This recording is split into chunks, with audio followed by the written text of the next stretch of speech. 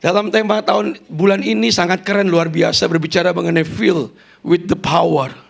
Diisi dengan kuasa Tuhan. Saudara, hari-hari ini saya sangat exciting sekali. Saya sangat bergairah dengan Tuhan. Karena saya tahu tema ini ditulis bukan sekedar tema, bukan slogan. Kalau saudara menangkap pesan Tuhan ini dari Pak Gembala kita, Bapak Rohani kita, dan saudara menghidupinya daripada firman Tuhan, kehidupan saudara akan berbeda. Karena sekarang ini musimnya sudah berubah. Musimnya sudah berubah. Dan hari-hari ini saya mau bilang, yang harus naik itu adalah generasi muda, saudara semuanya. Jangan bilang saudara berkata begini, gak mungkin. Kak, saya dipakai Tuhan luar biasa, gak mungkin. Latar belakang saya, sejarah saya, keluarga saya semuanya, tidak ada satu pun yang masuk daripada hitungan. Saya mau katakan buat anak-anak muda hari ini, Tuhan tidak melihat itu semuanya.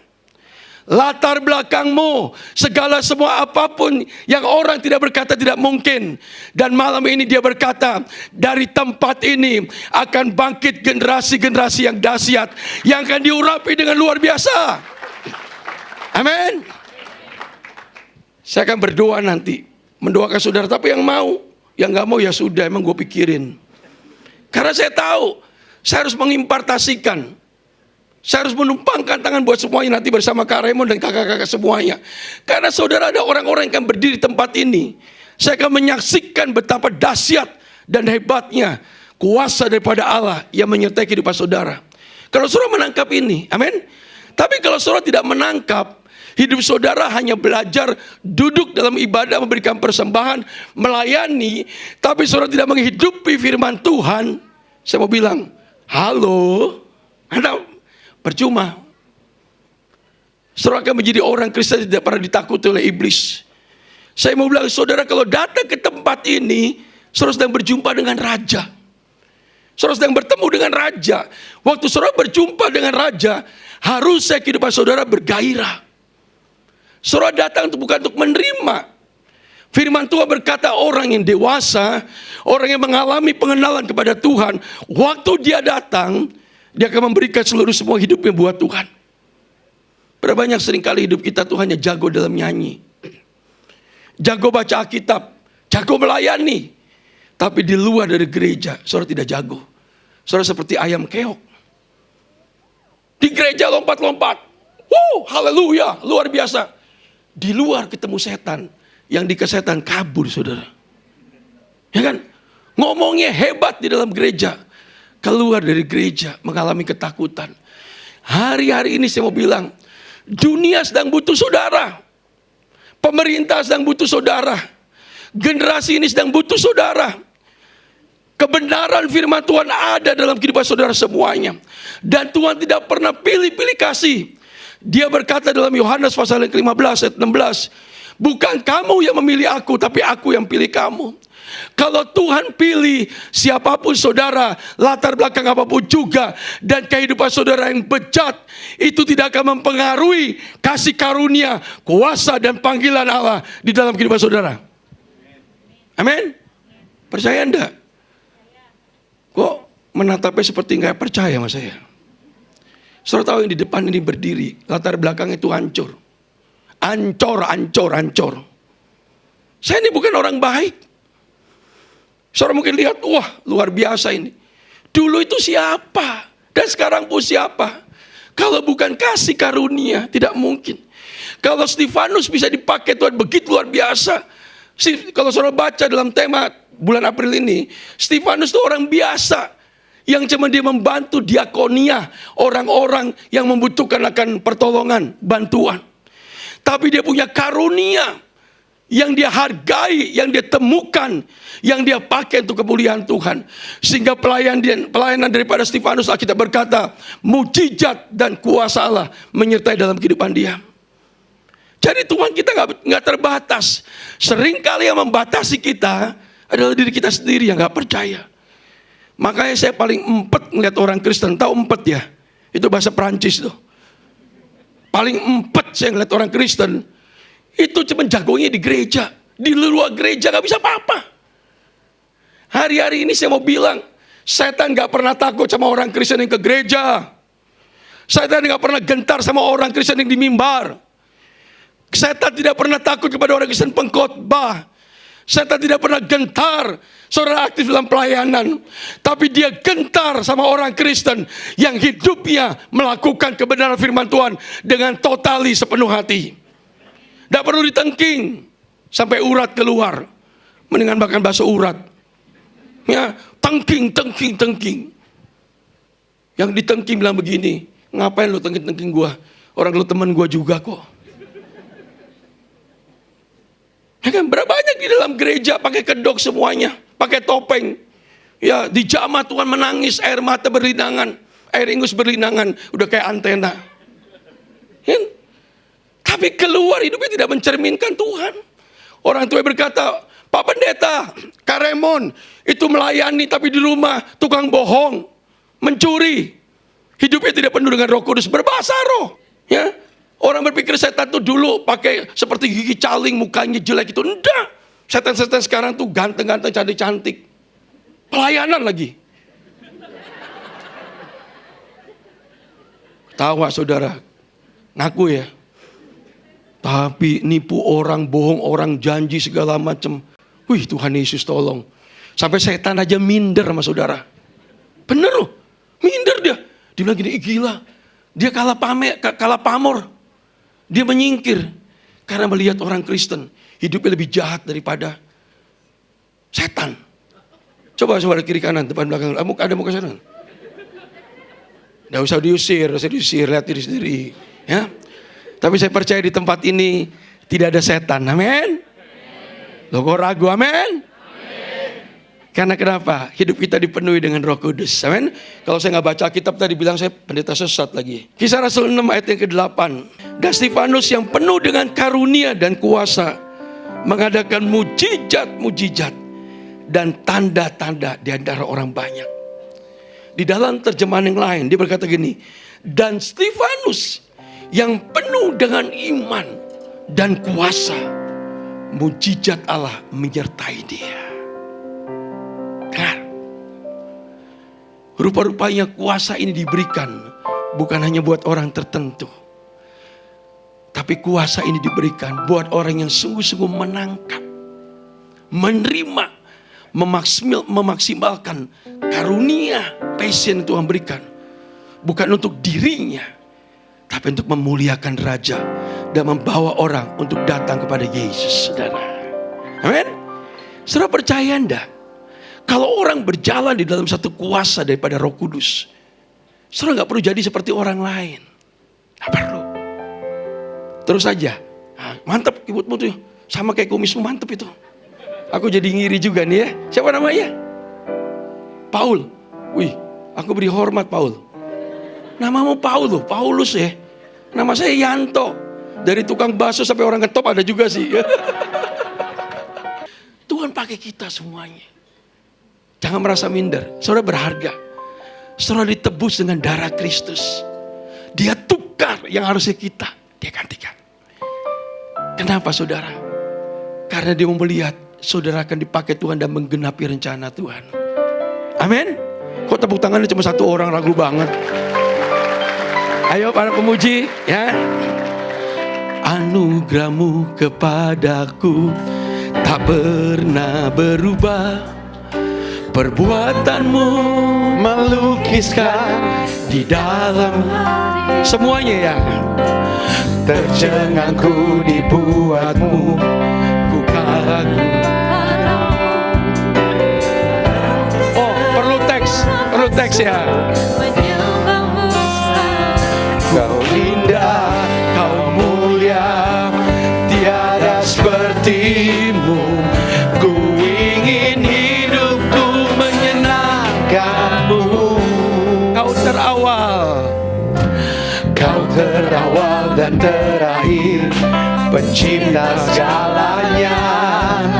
Seluruh bintang pun bersinar oleh ucapanmu. Amin. Kau pun mengasihiku, penulis hidupku. Yes Lord.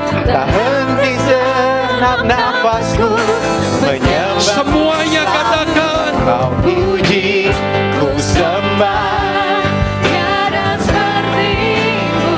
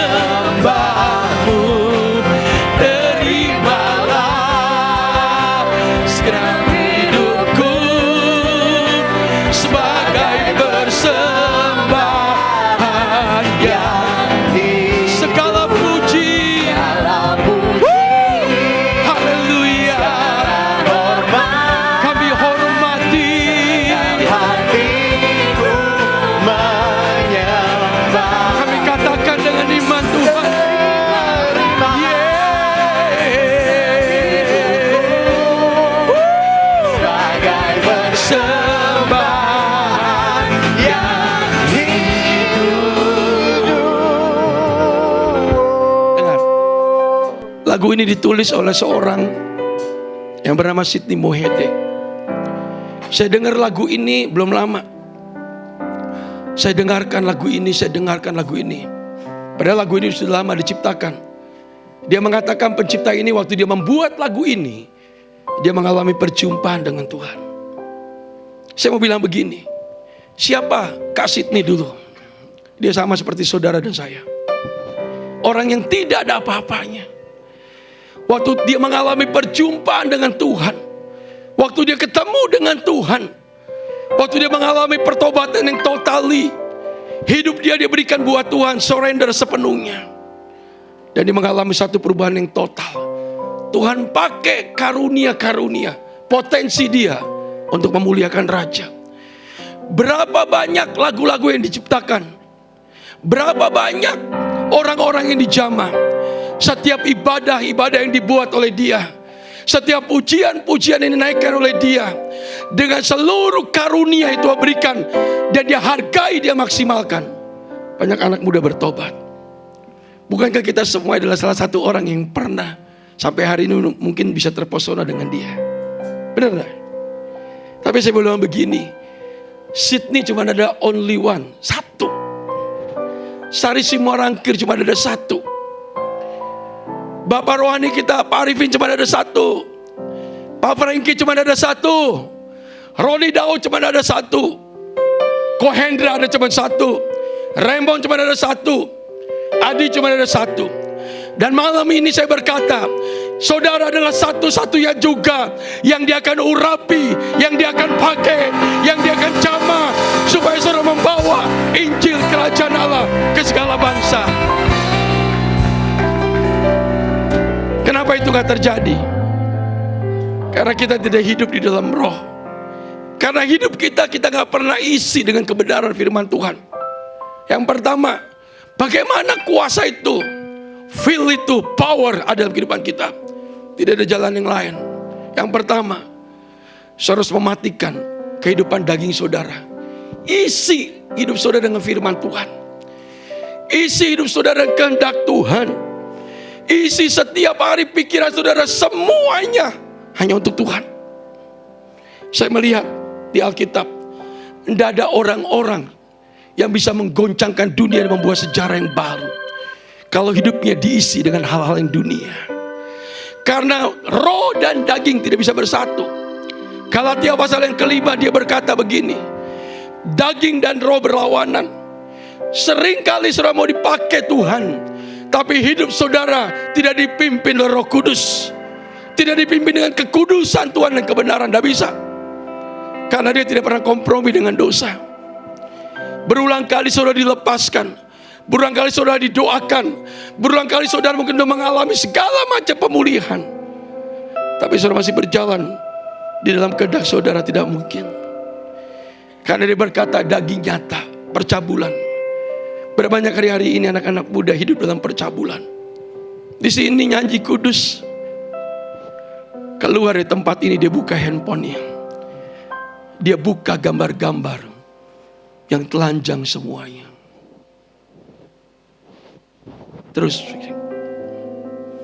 saudara bisa bohongin pendeta, saudara bisa bohongin hamba Tuhan, tapi saudara tidak bisa bohongin diri saudara dan Roh Kudus yang adalah kehidupan saudara. Tidak mungkin Roh Kudus akan bekerja dan mengisi hidup saudara dengan orang yang seperti ini.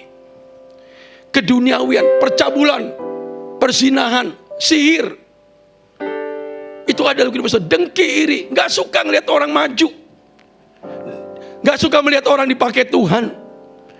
Di dalam gereja banyak berantem. Saya kadang-kadang lihat di gereja geli saya, jijik saya. Lebih jahat daripada orang dunia. Dunia gak usah diperhitungkan.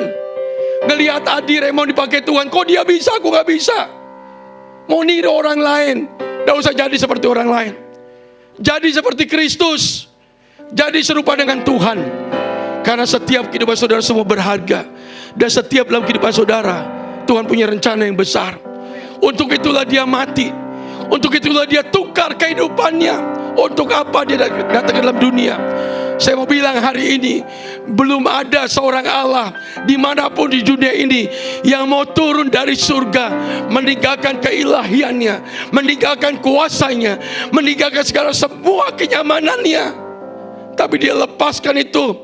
Dan di antara para penjahat dia dipaku, dia diinjak, dia disingkirkan, dia dibuang. Untuk siapa? Untuk saudara. Ada banyak orang pelayan Tuhan sok kudus di gereja, sok suci di gereja. Saya mau bilang, kalau orang tidak mengalami Tuhan, hidupnya tidak akan punya pengaruh. Firman Tuhan berkata waktu Petrus dijamah Tuhan, bayangan dia, orang yang sakit sembuh, orang yang buta melihat, orang yang mati bangkit. Dan Alkitab menuliskan di dalam Ibrani 11, saksi-saksi iman, kehadiran yang membawa dampak, bukan inspirasi. Berapa banyak seringkali yang kita kejar sesuatu duniawi, kekayaan, ketenaran, popularitas. Kalau namanya nggak disebut marah-marah, kalau nggak diangkat-angkat, nggak mau lagi ke gereja, pindah gereja. Saya mau bilang, dimanapun saudara pindah gereja, dimanapun saudara berada, kalau saudara tidak pernah mau dibentuk oleh Tuhan, hidup saudara tidak akan punya pengaruh. Hidup saudara tidak akan pernah menjadi berkat. Kenapa? Tuhan jijik lihat orang Kristen beragama. Agama tidak boleh ada dalam kerajaan Allah. Kemunafikan tidak boleh ada dalam kerajaan Allah. Semua yang tidak dalam kerajaan Allah tidak boleh ada di tempat ini. Yang boleh ada di tempat ini hanya orang-orang yang sudah dipulihkan, disembuhkan, dan hidup dalam kerajaan Allah. Dia yang layak. Malam ini saya mau tantang saudara, saya tinggal punya waktu 5 menit.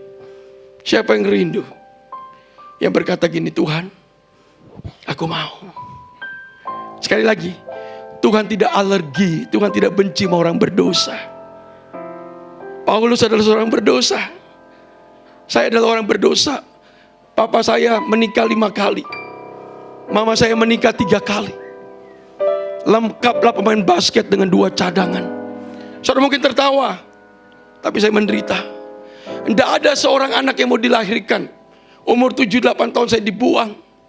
Saya ditinggalkan tanpa orang tua. Saya coba masuk dalam Kristen. Saya coba beragama, saya melayani Tuhan. Tapi saya pakai topeng hidup saya. Padahal di dalam batin saya penuh dengan kemunafikan, penuh dengan dengki, kebencian, sakit hati kepada orang tua. Tapi saya bersyukur, kasih karunia Tuhan tidak pernah terbatas. Kalau hari ini saya berdiri, saya memiliki seorang istri yang cantik, saya gak bawa ini hari, karena lagi nemenin Pak Antonius di KU3 di lembah pujian. Dan saya punya seorang putra 1 yang saya bawa hari ini bersama putri. Boleh berdiri sebentar sayang? Boleh berdiri sebentar? Ya. Lebih ganteng daripada drakor. Thank you sayang. Lebih cantik daripada drakor. Lama-lama jadi Dracula. Ini tonton kayak gitu. Kalau orang di dalam Tuhan, yakinlah, muka saudara itu pasti ganteng dan cantik. Tidak perlu ditambah-tambah. Gak perlu ditambal kiri, tambal kanan. Bukan jadi bagus, belepotan saudara. Kayak dakocan. Gak perlu. Saya gak perlu nih, bibir saya udah tebel, ditipis-tipis gak perlu. Tetapi istri saya cinta dan mereka anak ganteng. Kenapa? Karena saya tahu saya keturunan dari ilahi, kodrat ilahi yang sudah diperbarui. Kalau dulu mungkin dia, ada banyak orang poles kiri kanan, pakai bola kiri kanan, bola semua, wah tempe semuanya. Tapi tetap aja jelek menjelek. Di gereja cantik, tapi di rumah, waduh Tuhan tolong, setan pun takut, ngeri. Tapi di sini tidak ada, amin. Malam ini saya mau tantang, saya mau doakan saudara. Yang seperti ini dipulihkan Tuhan, berarti saudara bisa juga, amin. Amin. Anugerah-Mu kepadaku tak pernah Yang mau didoakan boleh bangkit berdiri. Saya akan mengimpartasikan, saya akan menumpangkan tangan buat saudara. Yang mau aja, yang gak mau usah, jangan ikut-ikutan. Terus Koremon, boleh Boleh kita minta maju dengan cepat ya. Saya minta wanita di sebelah kiri, Ku sembah pria di sebelah kanan. tiada sepertimu. Ku ingin hidupku menyenangkan-Mu. Katakan kau terawal Tuhan. Terawal dan terakhir, Yes. pencipta segalanya. Thank you Lord. Amen. Bintang pun bersinar oleh ucapanmu. Pria di sebelah kanan ya. Benar Kau ya. pun mengasihi. Pria di sebelah kanan saya. Penuh Wanita di sebelah kiri buat baris di depan. Maju lagi.